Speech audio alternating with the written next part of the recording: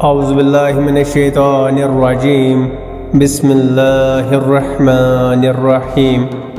آج میرا موضوع ہے شیطان کا خطرناک جال۔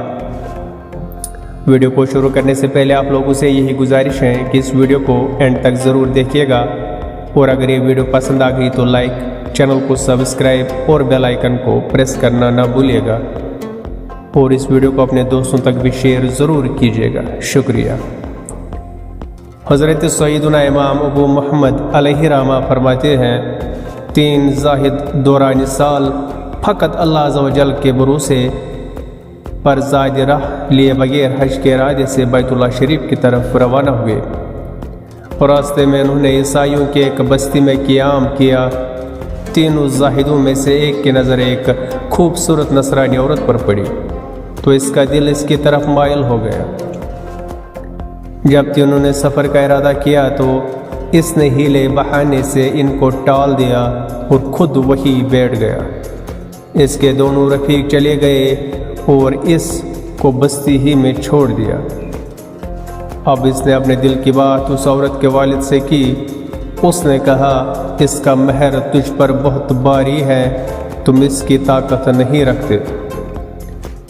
اس نے پوچھا، کیا مہر ہے؟ اس کے والد نے کہا، تو دین اسلام کو چھوڑ کر عیسائیت میں داخل ہو جا۔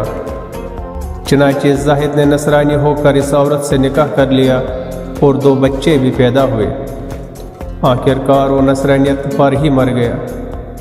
جب اس کے دونوں ساتھی سفر سے واپس آئے تو اس کے متعلق دریافت کیا تو انہیں بتایا گیا کہ وہ تو نصرانیت پر مر چکا ہے اور نصرانیوں نے اسے اپنے قبرستان میں دفن کر دیا ہے۔ تو وہ اس کی قبر پر تشریف لے گئے۔ وہاں ایک عورت اور 2 بچوں کو قبر پر روتے ہوئے پایا۔ وہ دونوں بھی دور سے رونے لگے۔ عورت نے ان سے پوچھا، آپ کیوں رو رہے ہیں؟ انہوں نے اس کی عبادت، نماز اور زہد کا تذکرہ کیا۔ جب عورت نے یہ سنا تو اس کا دل اسلام کی طرف مائل ہو گیا اور وہ اپنے دونوں بچوں سمیت اسلام لے آئی۔ حضرت سیدنا شیخ ابو محمد علیہ رحمہ یہ واقعہ بیان کرنے کے بعد فرماتے ہیں، سبحان اللہ عز و جل، جو مسلمان تھا کفر پر مرا اور جو کافر تھا اسلام لے آیا۔ تو مسلمان کو چاہیے کہ اپنے انجام سے ڈرتا رہے اور اللہ عز و جل سے حسن خاتمہ کا سوال کرتا رہے۔